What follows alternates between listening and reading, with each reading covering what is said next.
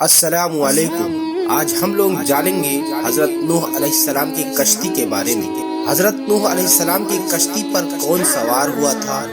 کشتی پر سوار ہونے سے کس نے منع کیا تھا؟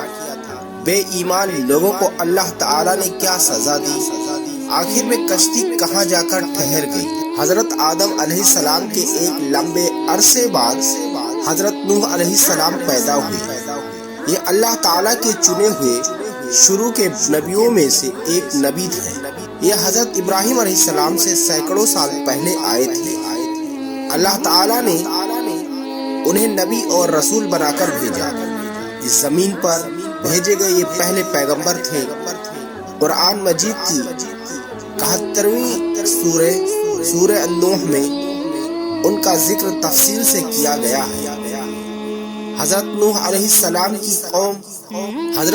السلام کی قوم مختلف معبودوں کی عبادت کرتی تھی۔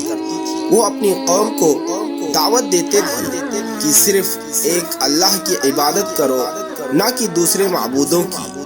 وہ لوگوں سے کہتے تھے کہ اگر وہ صرف ایک اللہ کی عبادت کریں گی تو اللہ تعالیٰ انہیں مختلف نعمتوں سے نوازے گا، لیکن ان کی قوم نے ان کی دعوت قبول نہیں کی۔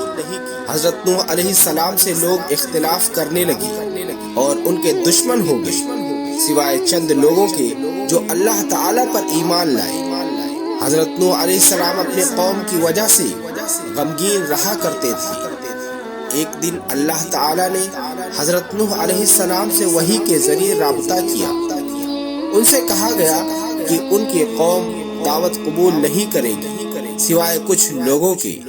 جب حضرت نوح علیہ السلام کو یقین ہو گیا کہ ان کی قوم سیدھے راستے سے بھٹک گئی ہے تو انہوں نے اللہ تعالیٰ سے دعا کی، یا اللہ، ایمان والوں کی حفاظت کر اور جو ایمان نہیں لائے ان کو عذاب دے۔ اللہ تعالیٰ نے ان کی قوم کو عذاب دینے کے لیے سیلاب میں غرق کرنے کا فیصلہ کر لیا، لیکن حضرت نوح علیہ السلام اور ان کو نبی ماننے والوں کی اللہ تعالیٰ نے حفاظت کی۔ اللہ تعالیٰ نے حضرت نوح علیہ السلام کو پیغام بھیجا کہ وہ ایک بڑی کشتی بنائیں۔ بے ایمان لوگوں نے ان کا مذاق اڑایا۔ جب انہوں نے انہیں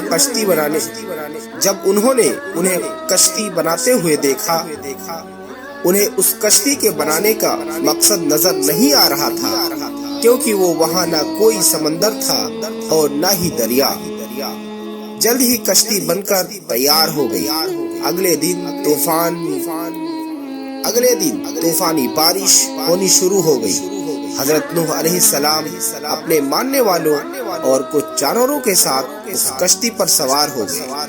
سبھی جانوروں کے جوڑے اس کشتی پر سوار تھے۔ انہیں ایسا کرنے کا حکم اللہ تعالیٰ نے دیا تھا۔ پانی تیزی سے چڑھنا شروع ہو گیا۔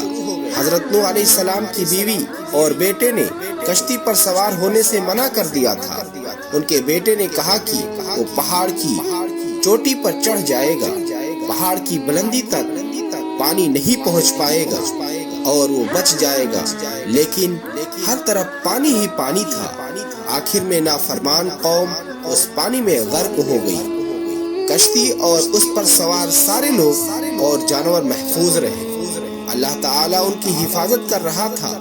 پھر اللہ تعالیٰ نے زمین کو حکم دیا کہ وہ پانی کو نگل جائے، اور آسمان کو حکم دیا کہ پانی برسانا بند کر دے۔ فوراً ہی بارش ہونا بند ہو گئی اور سارا پانی خشک ہو گیا۔ کشتی پہاڑ جودی کے اوپر آ کر ٹھہر گئی۔ کشتی پر سوار سارے لوگوں نے اللہ تعالیٰ کا شکر ادا کیا کہ وہ محفوظ اور زندہ ہے۔ اس طرح اللہ تعالیٰ نے نافرمان لوگوں کو سخت سزا دی اور فرما بردار لوگوں کی حفاظت کی۔ اگر ہماری ویڈیو پسند آئی ہو تو لائک اور سبسکرائب کریں اور شیئر کرنا نہ بھولیں۔